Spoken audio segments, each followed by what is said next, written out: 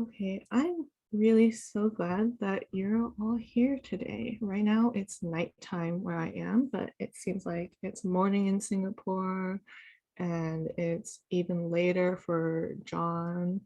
Um, yeah.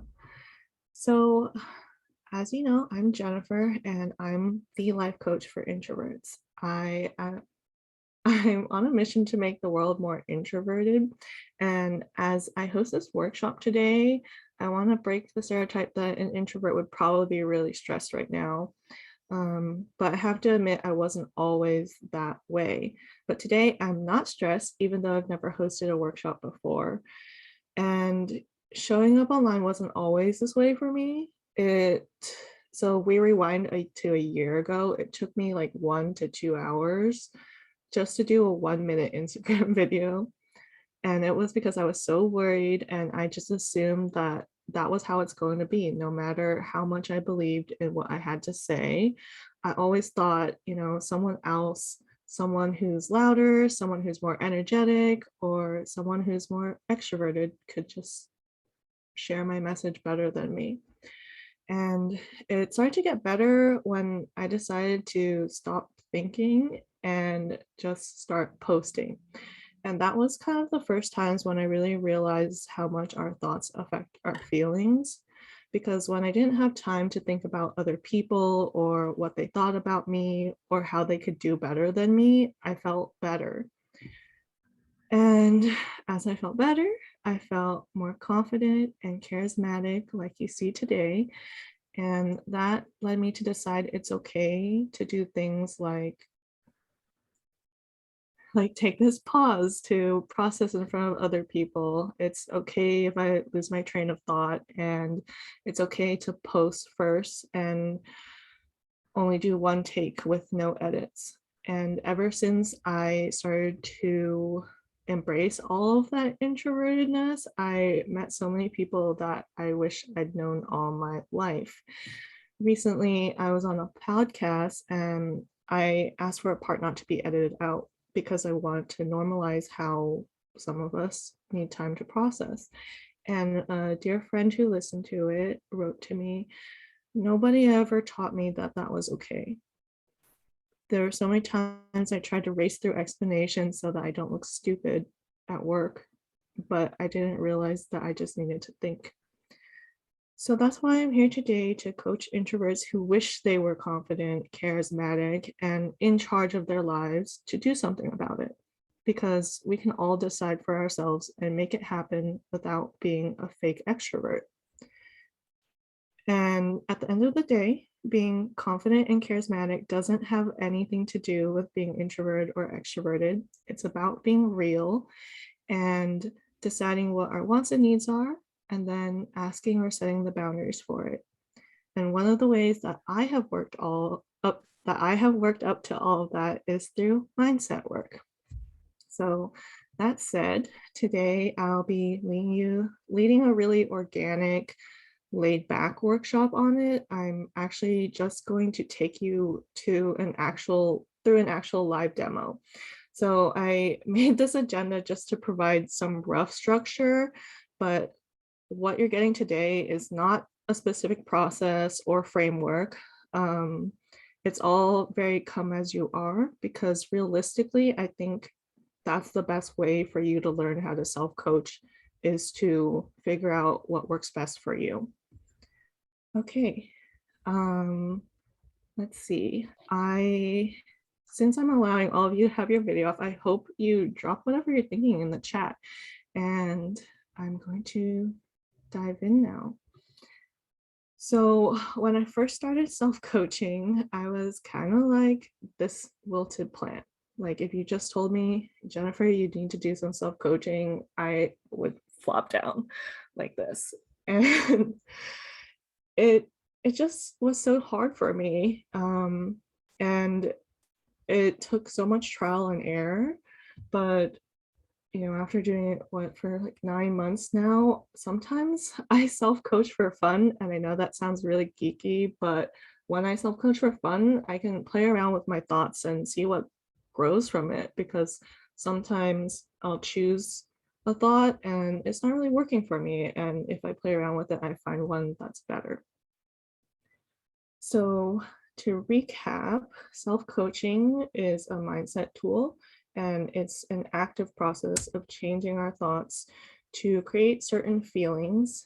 And that's because our feelings influence how we show up and what we do and the results we get. And through self-coaching, I've really deepened my self-awareness, my openness, and my growth. And something that I think, okay, so some background on how I self-coach before we go into the live demo. So I'm going to introduce you to the voices in my head as promised. So someone once told me that a good self-awareness practice is to look at yourself from a third person point of view as if there's two of you in the room. But I like to have three, and these are the voices that I'll typically self-coach with. So my human brain is this autopilot mess who's always freaking out and overthinking. Then we have my self-aware intentional brain who's striving to be a better version and to grow. And then my extremely present, the safest space holding, curious coach brain.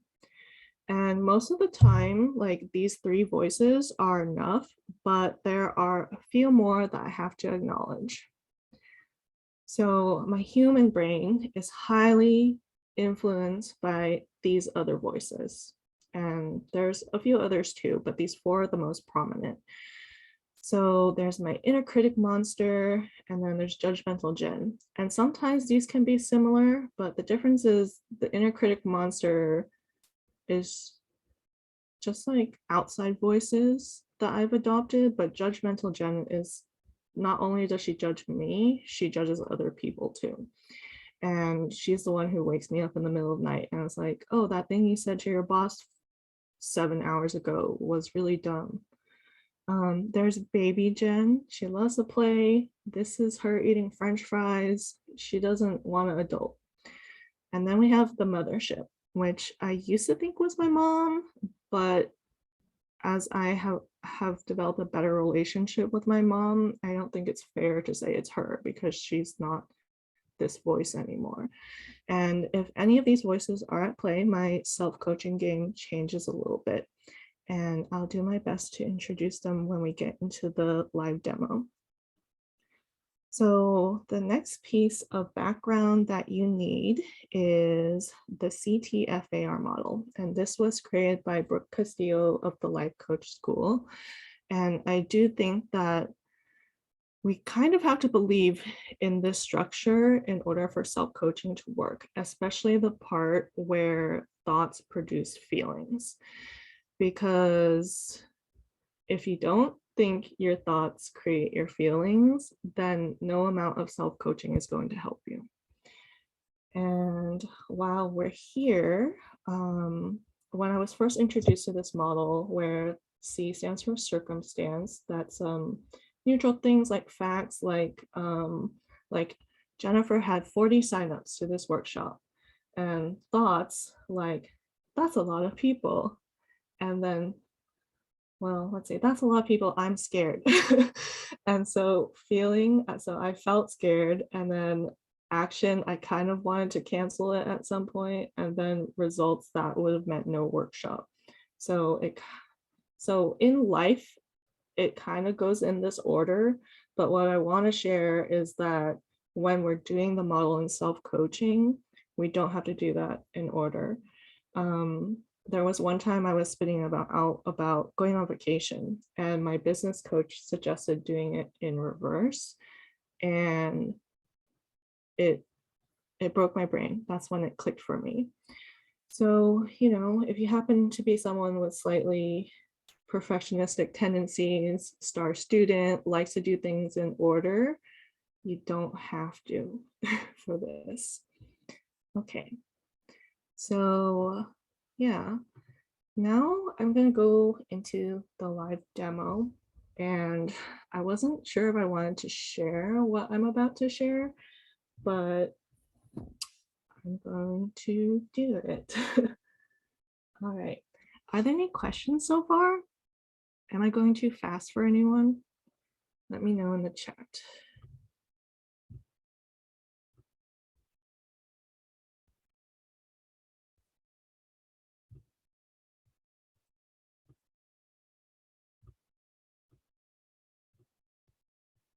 Okay, this is weird. It says my sharing is paused. I'm going to just do a new one. Okay, can everyone see my Google documents? All right, so typically when I self-coach, I'll write it down. And I color code my 3 main voices in these colors. And for your reference, I'm going to have these voices here. So on Thursday, I was spinning out. I wrote, I'm so excited for the Visit My Brain workshop, but I'm so annoyed about creating slides. It's not fun anymore. I made most of them, but now I'm at the examples part and it's more effort than it's worth. So what's highlighted in green, I've identified as a thought. And what's highlighted in blue is something that I might dig more into if I'm not feeling better. So when I first went into the model, the circumstance is presentation slides. And we'll look at the unintentional side first. So I'm thinking this is not fun and it made me feel annoyed and grumpy. And so I procrastinated. And as a result, my presentation did not look as good as you just saw. So I noticed this, and to go from an unintentional thought to an intentional thought, I decided, I thought about it some more, and I do love making slides. And that made me feel more excited and joyful. And then I went and made the slides that you just saw, and the result is awesome slides, and I'm having more fun. But it's not always this simple. So I didn't really feel better. And so Intentional Brain Jennifer asked Coach Brain Jennifer for help. And Coach Brain Jennifer said, that's a nice model, but do you really love making slides? What if your circumstance was Jennifer doesn't want to make slides? And that felt better to me. So I mapped this out. And what I was thinking was that I had to make slides. And that made me annoyed and grumpy. And I procrastinated, which resulted in me being miserable and having less fun hosting the workshop. So instead of thinking that I had to do slides, I chose a different thought. And sometimes it's as simple as the opposite of the thought that you're currently thinking. So when I said, I don't have to make slides, I felt really free.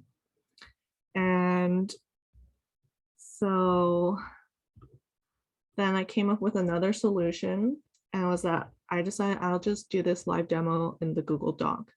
And the result is I'm here and having fun.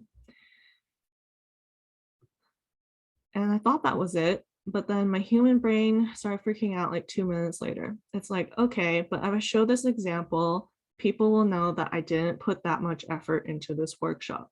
I think this will disappoint them. They won't take me seriously, and then no one will want to be in my community or want to work with me. And I had to sit with that for a bit before Coach Brain Jennifer jumped in and asked, where is this coming from? Is it really true that this will disappoint them? And sometimes I don't need to map out another model. I could just answer this question. I don't think it's really true that it will disappoint all of you. What I really think is that I'm being as honest and transparent as I can. And this example is very relevant. But if it does disappoint you, let me know in chat. and maybe we won't have to talk to each other anymore. Yeah, but if I were to map it into this model, so circumstance, no example slides.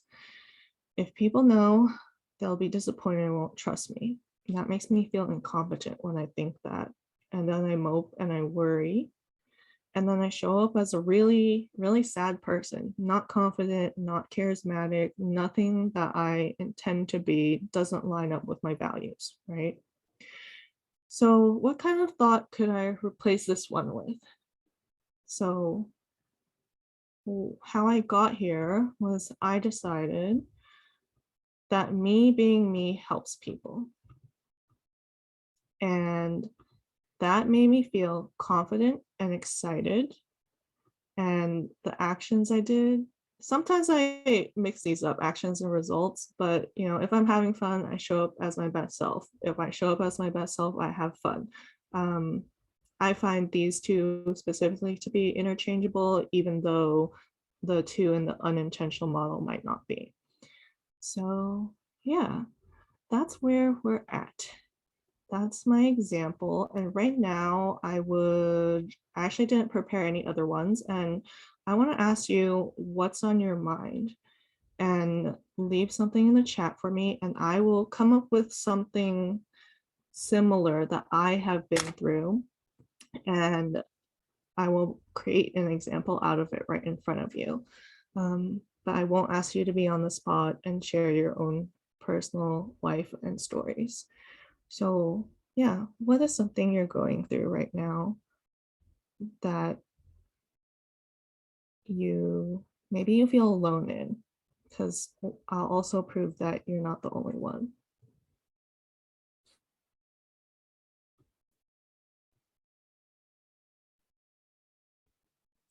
Such kind words from everyone. Thank you, Ray, Amber, Les. Let's see. Shireen, I hope I'm saying your name right. I can't work with my manager. Okay, so I don't know your specific circumstance, but I can relate to this.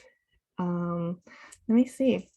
Well, I'm okay. Okay, let's see. Okay, so wow, I can't really think of anything right now. Let me channel like my last job. So I used to work, so by day, I'm a digital marketer, and I used to work in the fresh produce industry.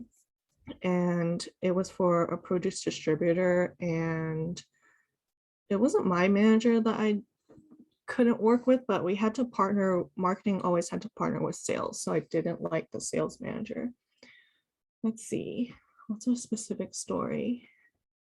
Okay, I'm gonna name the sales manager Mike. Okay. Today, Mike came into my office and asked me to make copies. He was really rude about it, and I don't think I can work there anymore, especially when management acts like they don't care about their people. Am I going in the right direction, Shireen?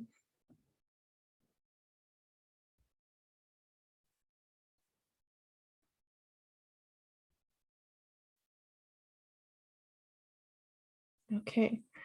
They act like they don't care about their people. I don't know how much longer I can do this. Do I have to put up with this? Okay. So I'm looking at this, and so I don't think I can work there anymore. I would say is a thought to look at.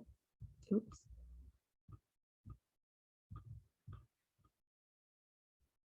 And then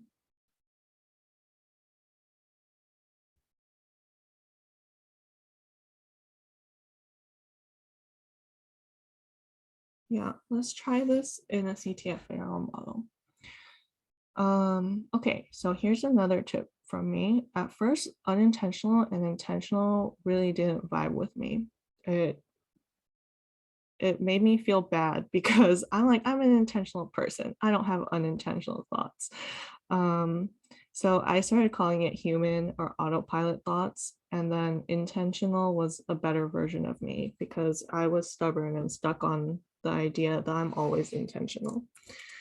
So that's a random tip, but let's map this one out. So this is one of those things where I always had a difficult time with the circumstance. But I will tell you why in a moment. Because what I want to do is put here that Mike rudely asked me to make copies. But the thing is, rudely is going to be an opinion. So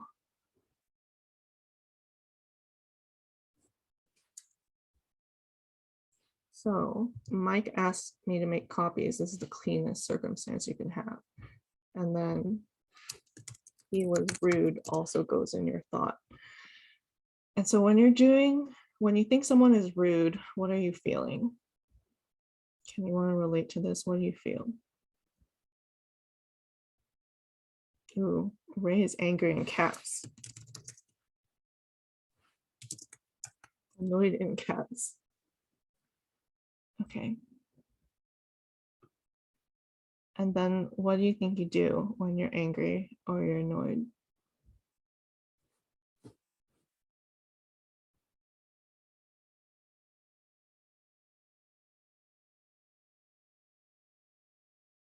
Ooh, Jonathan would lash back. It sounds to me, I'm assuming here that I don't think Shireen has done that, but she probably has thought about it. Amber would quit. Yeah. So I think, let's see, Lillian says retaliate. Les, let the feelings fester and do not do anything about it. I think that's actually really common. Bass would not make the copies.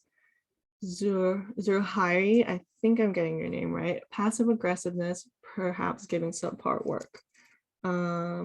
Okay, justice with Les. So there's 2 votes for that. Let's use that one. Let the feelings fester and not do anything about it. So what's the result of that? Like, what does that do to your life? So I did that. If I let feelings fester and I don't do anything about it, I become a resentful person. Yeah.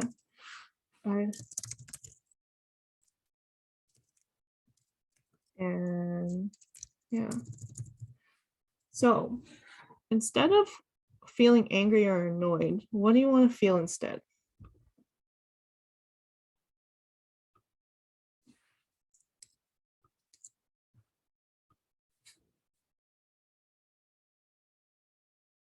Ooh, Lauren, respected. What kind of thought would you think in order to feel respected?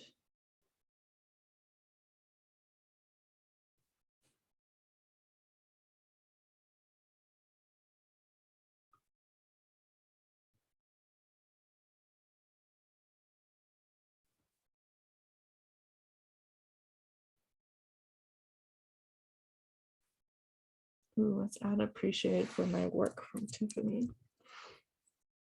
Wait.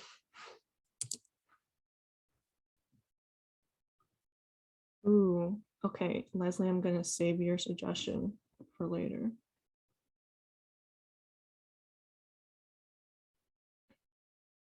Okay, I will suggest. Okay, Lauren, Mike must need my help. That's nice. That is nice. Yeah, so that's one option. And yeah, that would make me feel respected if I just focus on believing that Mike must need my help. And then what do you do after that?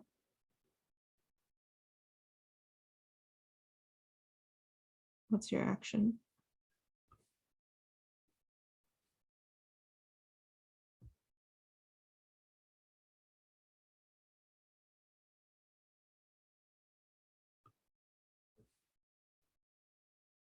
Lauren says, I don't want to say I'll make the copies. Yeah. Ray says she'll actually ask Mike if everything is okay. Let's see. Amber, if that is the thought, I would probably make the copies. Huh. Okay, let's back this up a little bit, okay? I like where Ray is going, but feeling respected and appreciated for your work, does that have to come from Mike?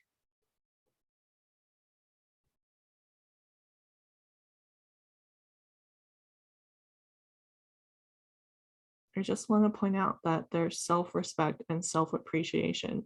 And, you know, so if we follow what Ray is saying, and if we ask Mike if he's okay, instead of just jumping in to help at the surface level of his requests, then you're respecting yourself and you're appreciating your own work by drawing boundaries.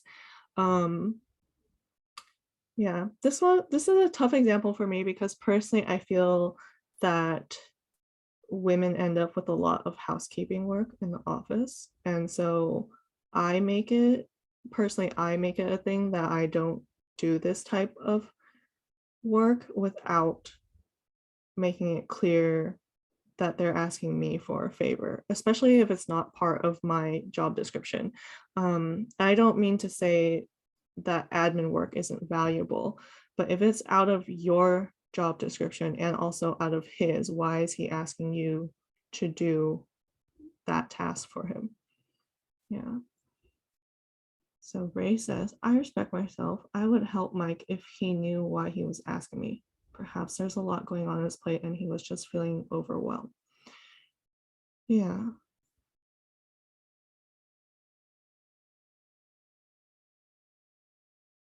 So this, yeah, this turns out to be kind of a complicated example because of my opinions, but I want to introduce a bridging thought, because I think going from angry to annoyed and then feeling respected and appreciated for your work can sometimes be a big jump. So let's just look at the thoughts and feelings portion. So if your unintentional is angry and annoyed, and you want to work up to feeling respected, appreciated. Maybe, oh, I'm putting this in the wrong place. Okay, so maybe the goal in between is just to feel neutral. Yeah.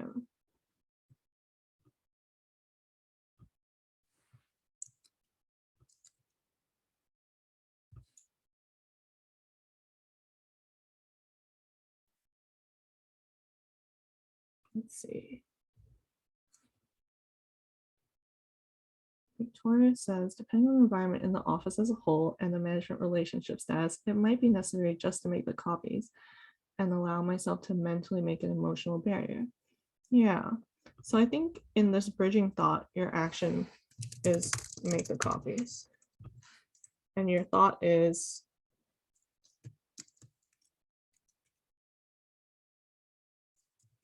let's see.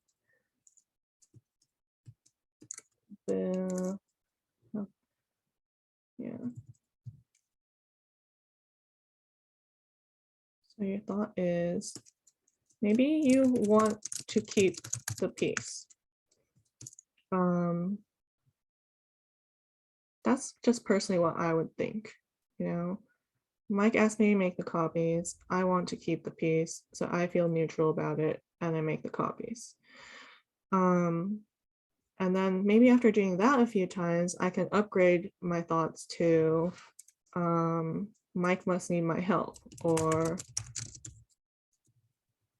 there's something going on with Mike, not me.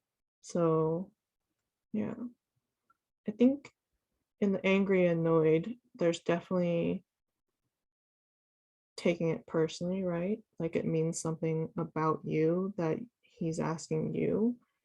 But when you get to this spot, then it's really about him and what's going on with him. So yeah. Okay. So Shireen, does this help?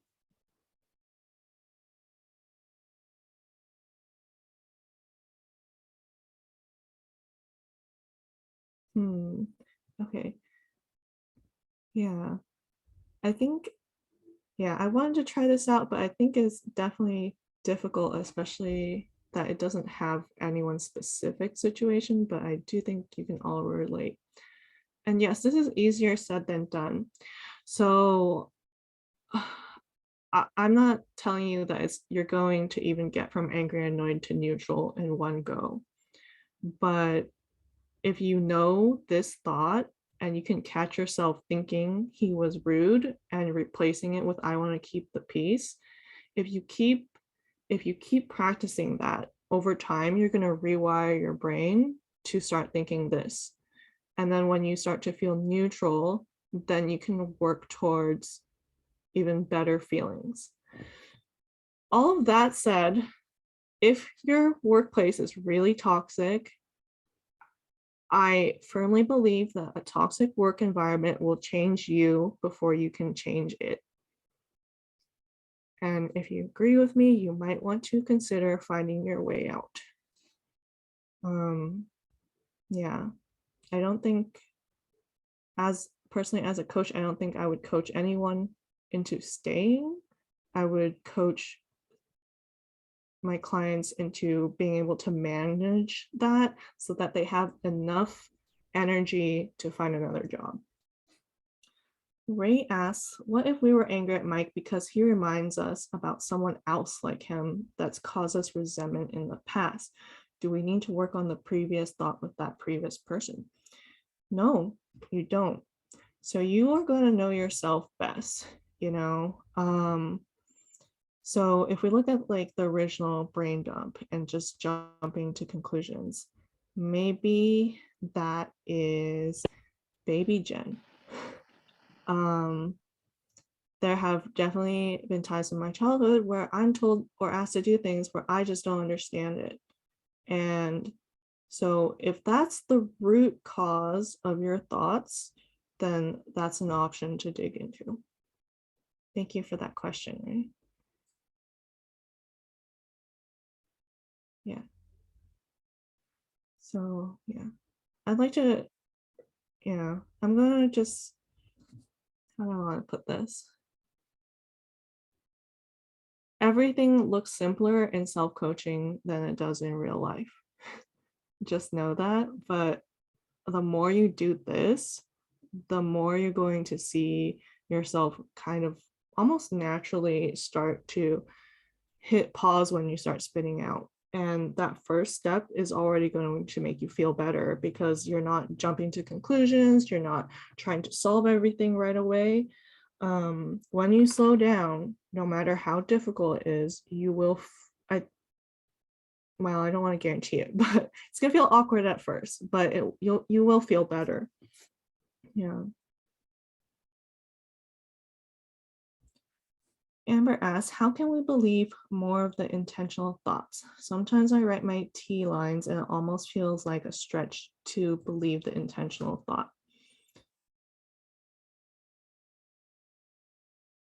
So a question I like to pose for when you feel that it's a stretch, ask yourself why.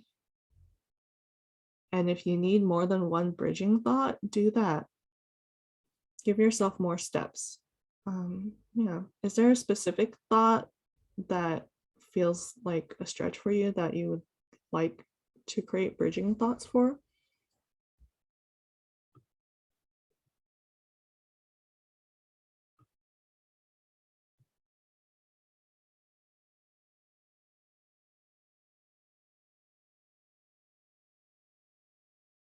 Money equals success. Wait, so that's your thought. Money is success? Okay. That's what you would want to change? Okay. Yes, so Amber says it's old conditioning that she thinks money is success. I think I used to have that belief too. I'm going to work on that. Amber, what what do you want your success to be? How would you define success?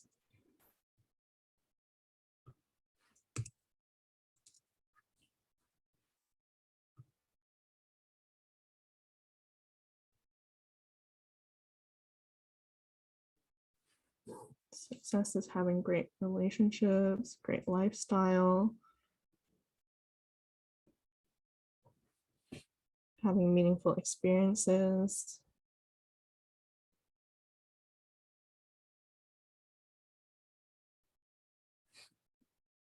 Okay. I don't know if I want to model this one. So with money and me thinking money is success is because of what my parents kind of um, modeled for me while I was growing up. So I would ask you where that belief came from in the first place. You said old conditioning. So I would identify all the times when you were conditioned to think that, not all, but a few, um, and see if there's a pattern there. So for me specifically, I grew up in an immigrant family. My parents both came over from Vietnam in the early 90s. And so for them, money was success because money allowed them to survive. And so for me, I always thought like, if I'm going to lead a good life, I'm always going to have to make more money, a ton of money. And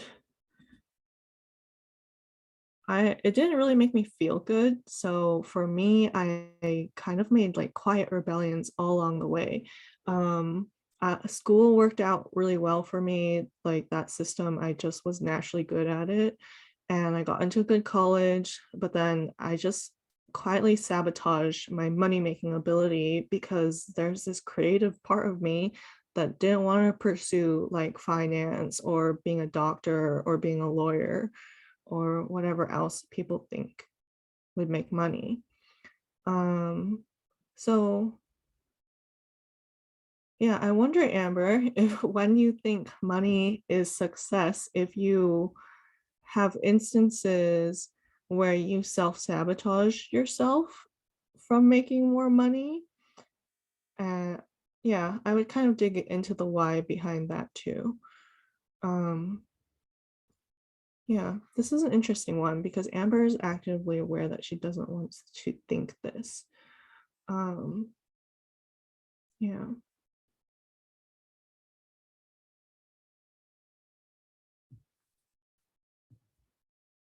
yeah.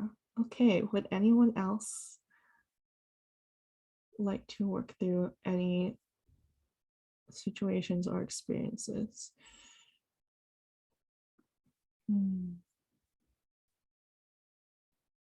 I think at this point I have shared all the tips that I plan to share, even though I didn't really show too much of how the voices in my brain interact. But yeah. So Pia has a thought. I can't post on social media when I'm not feeling my best because my brain doesn't want to work well. Okay.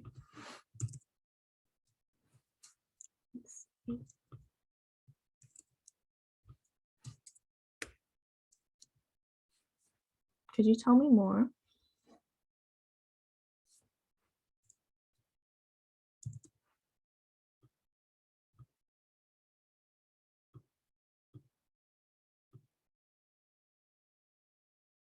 when I'm not energetic enough, I feel too tired and I feel like everything I post will suck.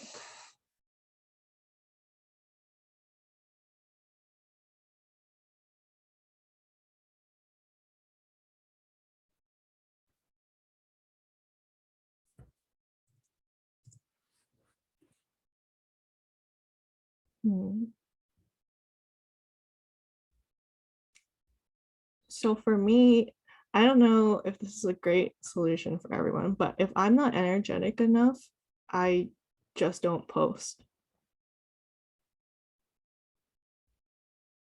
So yeah, so there could be like two different problems here, like either hesitant. Okay, so Pia feels pressured to post, uh, to be productive and make sales. So I'm assuming here, when you are energetic enough, you'll naturally post. Yes. Okay. Then how can you be more energetic?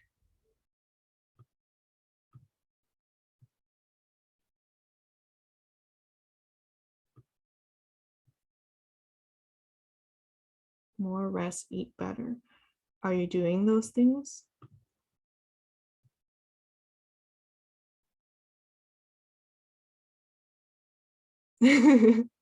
Now she is. Yeah. Um, sometimes we sometimes we have a lot of thoughts just because we're tired or we're hungry, um, or we're not taking care of ourselves. And although you can try to self-coach to that, I think it's much easier if you start taking care of yourself.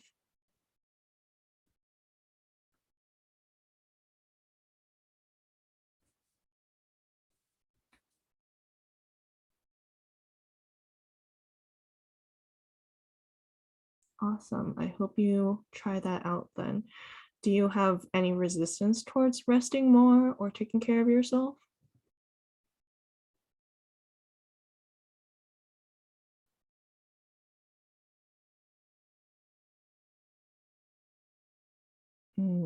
Okay. There's a feeling of guilt because from her 9 to 5. So for context for everyone, Pia is a book coach and she has her own business. So let's see, we can map this one out.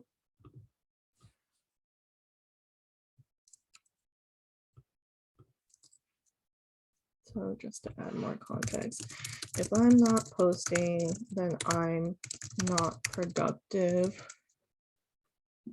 This makes me feel guilty whenever I rest or take care of myself. So let's see. I'm gonna start with an action this time because we want Pia to rest and take care of self. And the result is she'll be energetic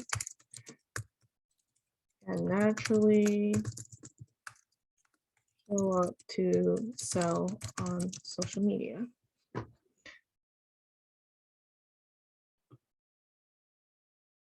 What kind of feeling do you think would allow you to take this action?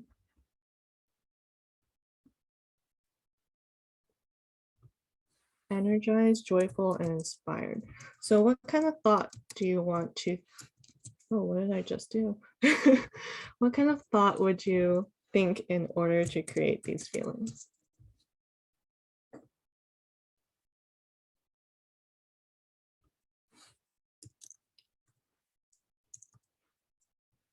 I love my work and helping people. I love that.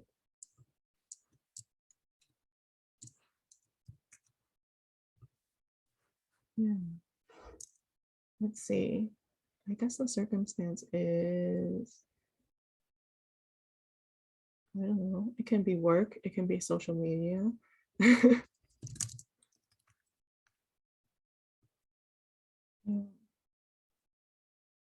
Okay.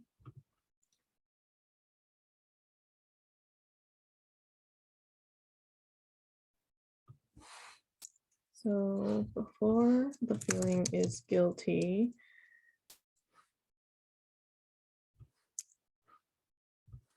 the thought was productive.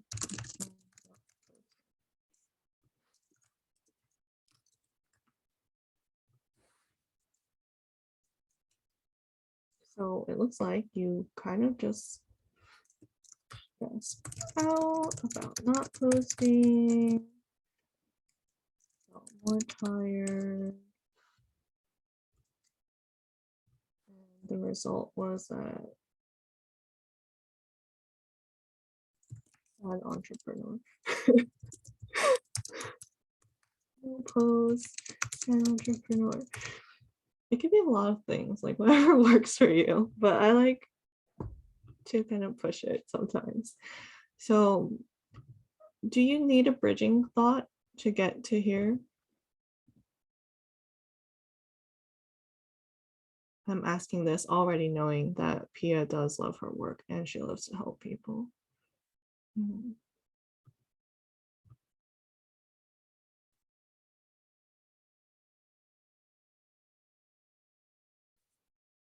think it's just being more mindful of resting and self-care.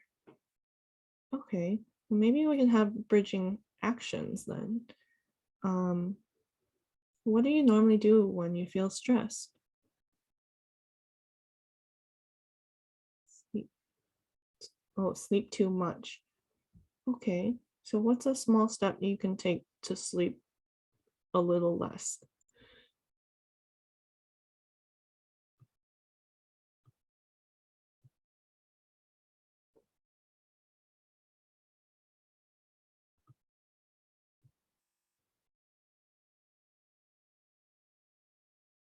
Do you abide by alarms?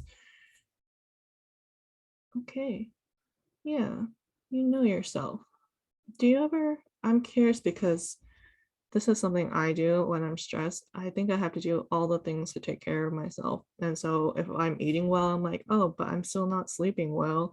So I don't know if this counts. And then after I eat dinner, I'll go eat hot Cheetos. And so then I kind of negate all my good actions.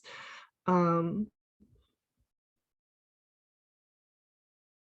I don't know why I shared that, but yeah, it's very human. And yeah, and then I think when we're stressed, it's really easy to spiral even more. Um, and I think one of the things that helps me is, I try to celebrate every little thing that I do for myself.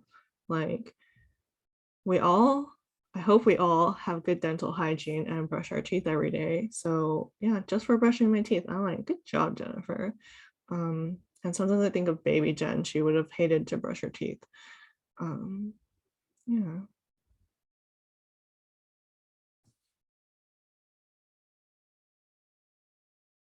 Okay. So Pia thinks that setting a bedtime or a wake routine would bridge it, and then being proud of yourself for being more disciplined. Yeah, that's a great bridging action.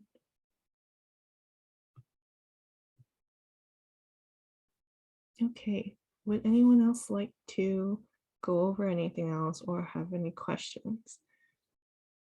I'm going to confess right now that it's kind of weird to just be talking and not hearing any voices with feedback, but this is what I'm willing to go through so all of you can sit back and be cozy.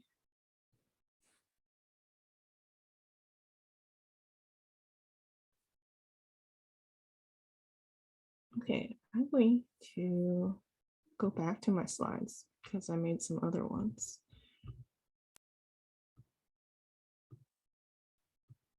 Okay, so we went through like a lot of different examples in self-coaching, but I want to note that it's important to discern when you need coaching or mindset work from when you actually need to just sit and feel and process your emotions.